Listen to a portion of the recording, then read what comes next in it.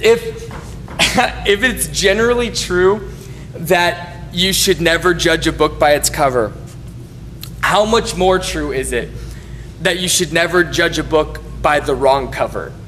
Right? In other words, you pick up a book, you take a look at the author, check out the title, and you decide, nah.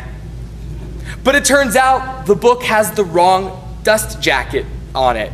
And so the title and the author that you think are the title and the author of the book you picked up aren't actually the title and the author. But because you didn't pause long enough to even take a quick look inside, you disregarded the book based on something worse than the title and the author. You disregarded the book based on the wrong title and author. You judged a book based on the wrong cover. And thus is our long history with the book of Leviticus. Somewhere in the church's history, someone slipped the wrong dust cover, the dust jacket on it. And we've been calling it Leviticus and setting it down disinterested ever since. The name Leviticus comes from a word that means pertaining to or regarding the Levites. That sounds like a really boring book. Yet the book of Leviticus is not about the Levites. In fact, the word Levite appears in the book a total of 4 times. And so if the church is ever going to reclaim this essential book as useful for teaching, for correction, for training in righteousness, for equipping God's people for good work, we've got to get over our fear of this book. A fear that starts before we've ever even opened it. A fear based on judging the book by the wrong cover. But many of you will argue that you've actually picked it up and have been reading it in your small groups over the last 5 or 6 weeks, and it's just as bad as you imagined. Fair enough. Except, first impressions are really hard to shake. Think of the challenges you've had shedding your first impressions of people. And now, also consider this book. Because even if you decided to read past the wrong cover, once you begin to read the pages of Leviticus, all you have in your mind are things like the Levites and priests and law and ritual. And it's hard to not expect a dull legal code. And to make matters worse for us, to make it even more challenging, we read Leviticus in English. Does anybody read it in another language other than Hebrew? Like, sometimes Jane tries to read it in French. But the translators who've given us this book in English have made some translation decisions that occasionally confuse some of the important details in the book. All of this to say, there are obstacles to receiving the book of Leviticus as inspired scripture. But these obstacles are not insurmountable.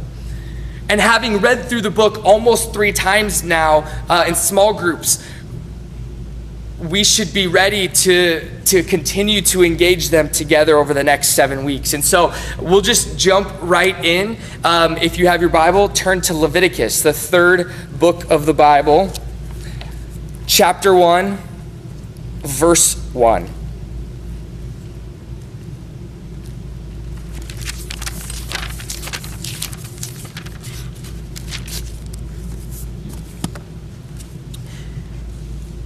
And he called to Moses, and the Lord spoke to him from the tent of meeting. You may have been wondering, if Leviticus had another name, what would that name be? The Jewish way of naming a book was to name it by its first word, and thus Leviticus, and he called. This is the name of the 3rd book of the Bible. And imagine that just for a moment you've never heard the word Leviticus, and you only know that the 3rd book of the Bible is and he called. And you've read Genesis and Exodus now. There's a good chance that you start out with a different set of expectations of this book. Because the very first time that God calls in the Bible, he is creating. And he's giving shape and he's giving order to the cosmos. The next time, he's seeking out a man and a woman who are hiding in some bushes in shame. God will later call to Moses from the burning bush. And then again, God will call from Mount Sinai. And so at this point in the story, "and he called" is more than just a random opening line. It's a word that evokes expectation. Because when God calls, things happen. "And he called" suggests grace is coming, guidance, instruction, and perhaps even mercy is on its way. And this should immediately reframe Leviticus for us. What if we approached Leviticus as a word from God to his people? In light of where the story has been and the trouble that Israel has created for themselves, it is good news that God would continue to call to his people. In fact, Leviticus is the first word, the first new word that God speaks to Israel since the golden calf incident. And so, it shouldn't surprise us then that as a response to their worship of the golden calf, more than half of this book is centrally focused on how Israel is to worship. And we'll get to that. But let's keep reading at verse 2. "Speak to the people of Israel," God says to Moses, "and say to them, when anyone among you brings near a near offering to the Lord, you shall bring near your near offering of livestock from the herd or from the flock." That might not have sounded like your translation. Listen one more time as I read it again, and look at yours and see where the differences are. "When anyone among you brings near a near offering to the Lord, you shall bring near your near offering of livestock from the herd or from the flock." You'll notice that I altered two different words. The first is bring, and the second is offering. I altered bring because depending on your translation, your translation might also say present or offer as opposed to bring. But all three of these, they miss the Hebrew root, which actually means to bring near. When you bring near is the instructions that God is giving. Can you detect the nuance that's at work here? Right? You can bring food for a potluck. You can present an award. You can offer help to someone. And yet in each of these instances, you can remain distant and you can remain impersonal. But to make clear that what is being brought is brought near suggests something else. Think back with me for a moment to God's explanation for why he wanted Israel to have the tabernacle, to build this tent in the middle of them where he would dwell. This is what God said to Moses. He said, "There at the entrance of the tent of meeting before the Lord, that is where I will meet with you to speak to you there. I will dwell among the people of Israel, and I will be their God, and they shall know that I am the Lord their God who brought them out of the land of Egypt, that I might dwell among them. I am the Lord their God." So God's very intention by dwelling in this tent right in the middle of them was to draw near to them.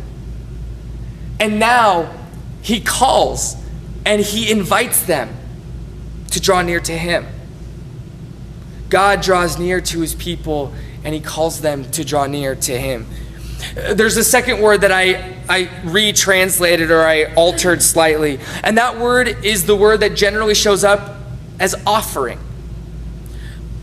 The word offering has the exact same Hebrew root as that word bring or present or offer that I changed to bring near. And so what I did, and what you heard me say, and it's actually in your sermon notes as well, I followed Everett Fox in translating offering as near offering, so that we can have a better idea of what's happening, that this is an offering that is given near. So God has created space to dwell among his people, and he has come near to them, and he has invited them to come near to him. And starting now, Israel is about to learn a very important lesson about their God. When you draw near to the God of Israel, you don't come empty-handed. You come near with something, an offering, something that expresses your desire to be near to him, to know him, to trust him, and to give him honor.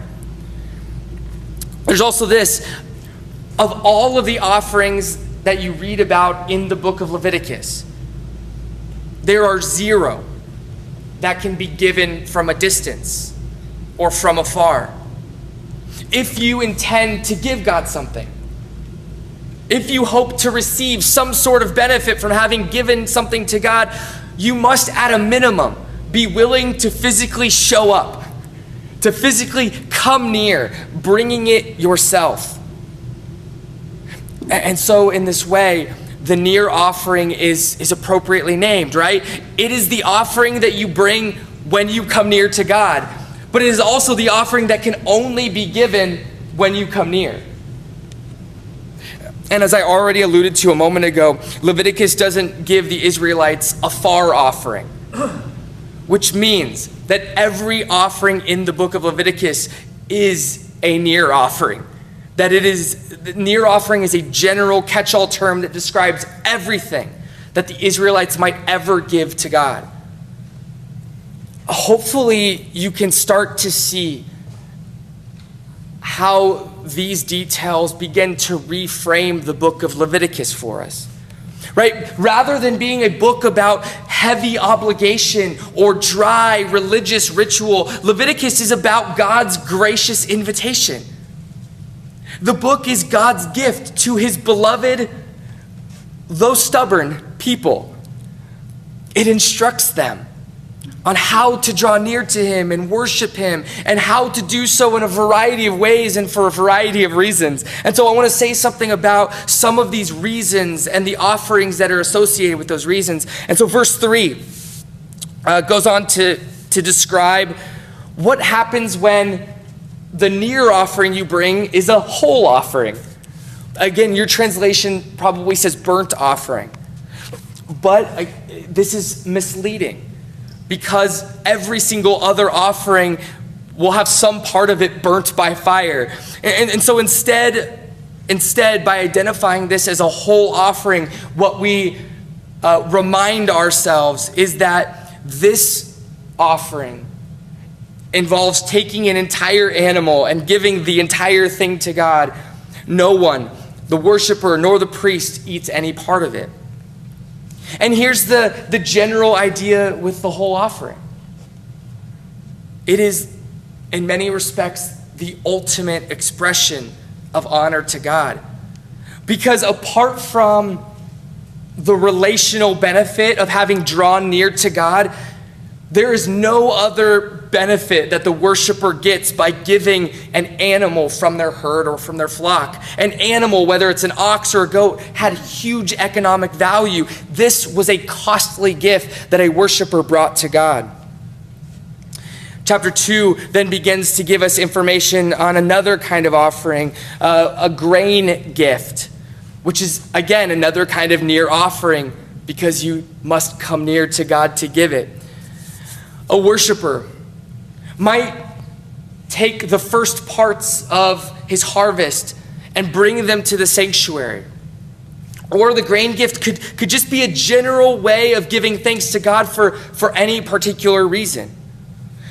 And we understand the value in a gift like this, right? Because it's one thing to feel grateful or to quietly give thanks from the comfort of your own home, but it's something else when it costs you something to express your gratitude or your thanks. To give God a grain gift was a way of publicly demonstrating your trust that the God of Israel is the one who blesses the ground.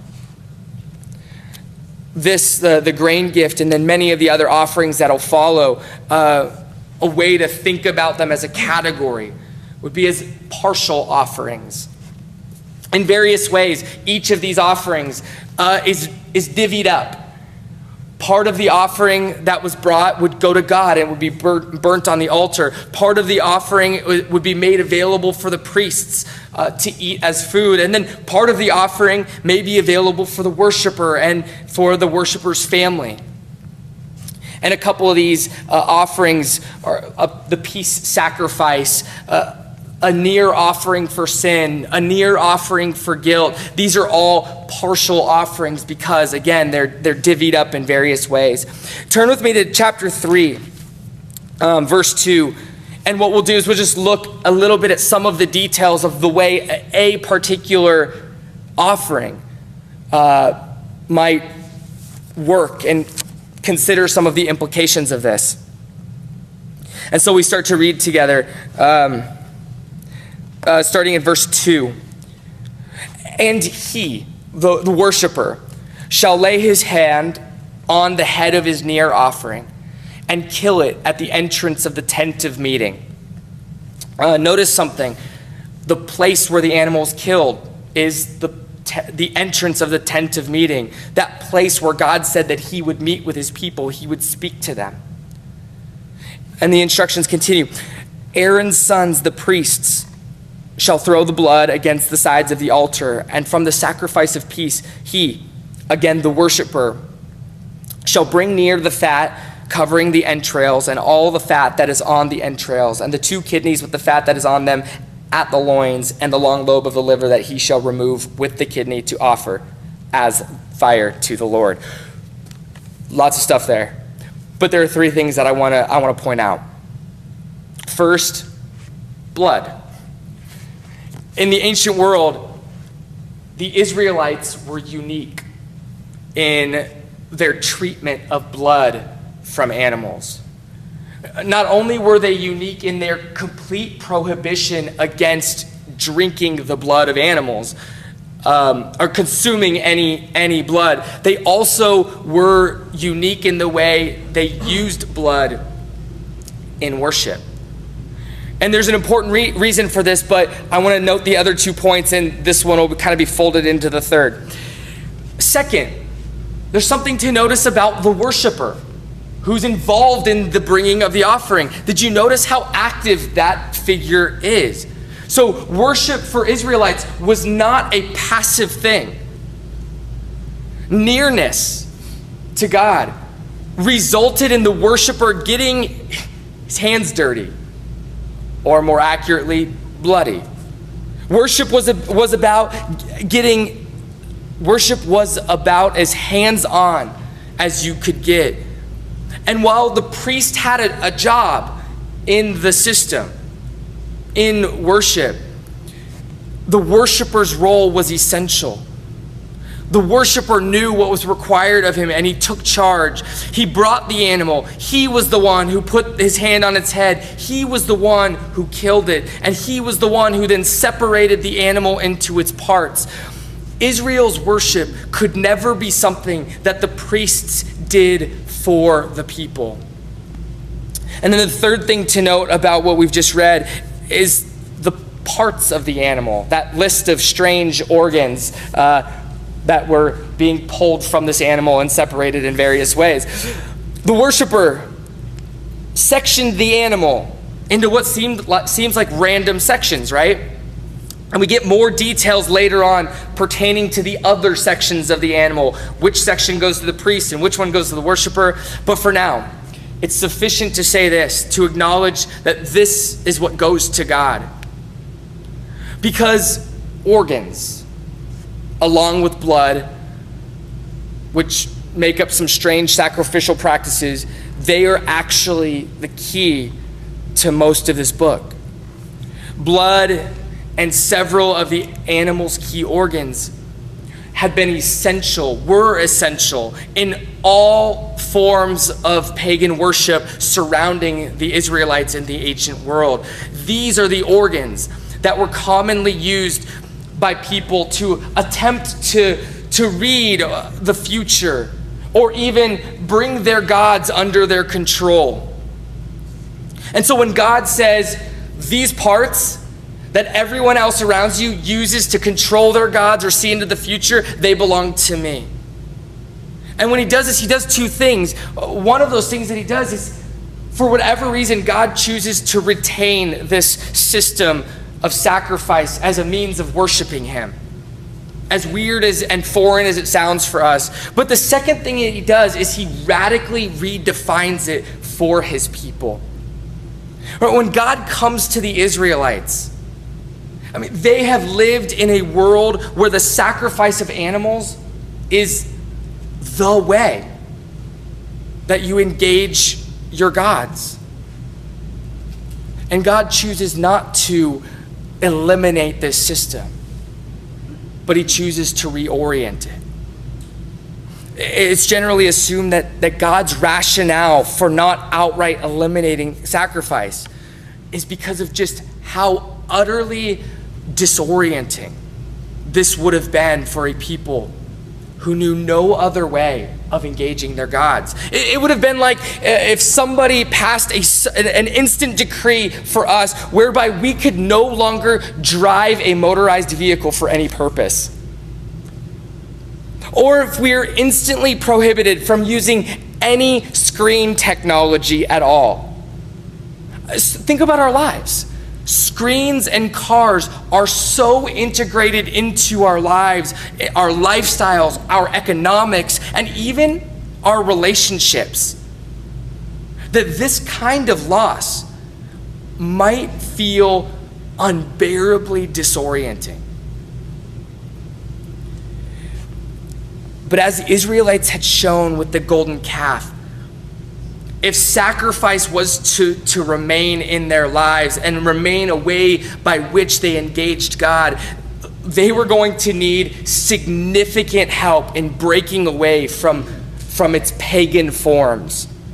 And thus, God fills the system with safeguards. One of those safeguards being, these organs and the blood belong to me. Blood and organs, the very things the pagans used to control their gods or gain special knowledge, they had no place in Israelite worship. These go directly to God. And so in this way, Israel's worship is never allowed to be about something where people come to God to get something from him, or gaining control of him or the world or our lives. Israel's worship was about meeting with God. At its very heart, it was about coming to the place where God had invited them to meet with him. And it was about them giving to him this symbol that represents life, because they were confessing together that it is God alone who gives life and preserves life. And so this act of worship had profound meaning. And Israel's worship was also about meeting with God and about handing over these organs that represented the possibility of controlling your destiny. Because when we entrust our lives to God, God asks us to trust him with the future that he's promised. In all of these ways, God demonstrates mercy. He meets these people where they are at. He creates space for them to draw near to him, and then he transforms their worship so that they can begin to understand who he is and how he is so distinct from all of the other gods that they had ever worshipped up until now. And so this highly ordered system is highly ordered for a reason. These people desperately need to learn how to have their lives transformed by God. A transformation that begins, we're told, in worship. With the transformation of worship. Because worship is ultimately about what we hold as having ultimate value and worth. And we need to relearn what it means to express this ultimate value and worth to our God. And this ordered system is supposed to teach them how to do this. And it does this by highlighting a couple ordinary occasions in their life and by giving some basic instructions for then how these people might meet with God based on each of those occasions. So think about it like this. You live on a farm and a crop is beginning to come in and you're excited because this is what you're going to live on. And so God is saying you ought to come near and give thanks to God with a grain gift as a way of being reminded where that comes from. And if you have made a promise to somebody and you've now fulfilled that promise, you should come near to God and give thanks to him for his faithfulness to his promises, which are far bigger than any of the promises that you've ever made. And if you sin, don't go hide in shame. No, make it right. Draw near to God, draw near to God, confess your sin, and express your intention to walk in a new way. Or as we have already reflected on this morning, if you happen to hurt your neighbor, make it right and draw near to God, remembering that God is deeply affected by the ways in which we treat those who bear his image. You see, these are ordinary circumstances in their lives, and each of these ordinary circumstances are filled with instructions about how they might intentionally consider who God is and what God might be calling them to in each of these moments. These routines, these rituals, they're signs and they're reminders that God desires to be near to his people. He desires to forgive his people. He desires to show kindness to his people, and he has invited them to come. If someone at some point in your faith journey told you that Israel's sacrificial system was bad, evil, legalistic, or some form of religion as opposed to relationship, this person was either unintentionally wrong or they were intentionally deceiving you. Whatever break in relationship exists between God and Israel due to the sacrificial system, it is not because God gave them a religion. It is because God's stubborn, stiff-necked people have this incredible ability, almost innate ability, to avoid God.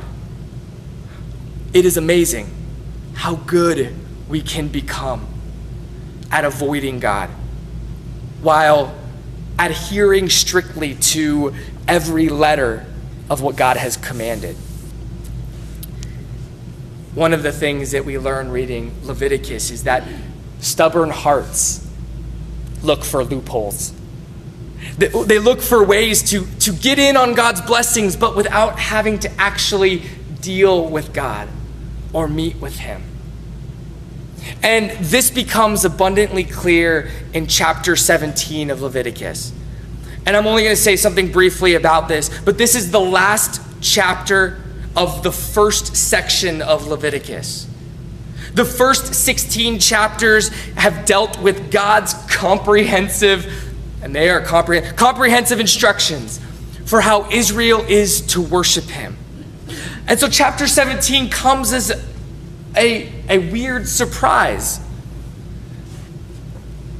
God has described worship as something that happens when his people come and they meet with him at the tent of meeting. This is where they're to draw near. And yet chapter 17 describes a different kind of situation.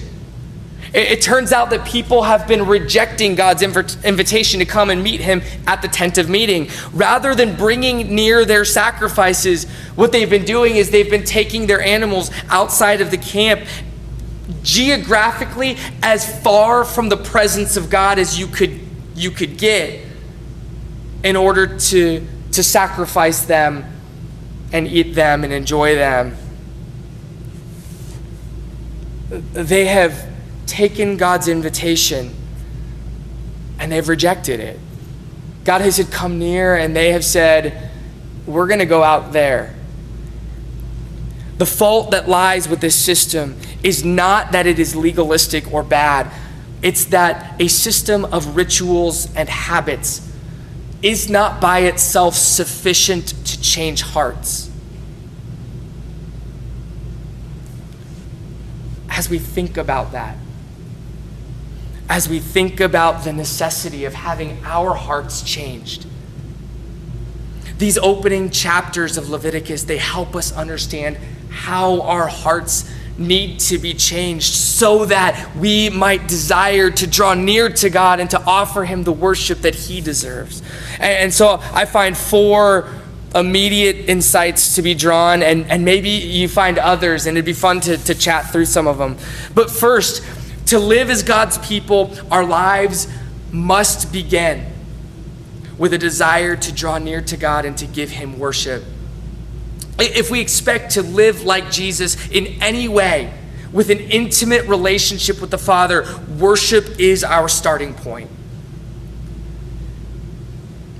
Think about being somebody in the ancient world who was approaching Israel from a distance, Israel's camp. From miles away, Israel's most visible feature would have been 2 pillars of smoke. One, the cloud, representing God's presence at the tent of meeting. And the other, the unbroken stream of smoke rising from the altar, representing the fellowship between God and his people. God calls to his people, and they respond with constant worship.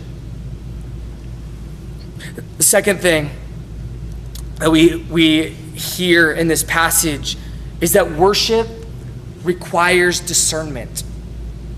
And Leviticus teaches us what it looks like for God to meet a people right where they're at, yet radically reforming their worship.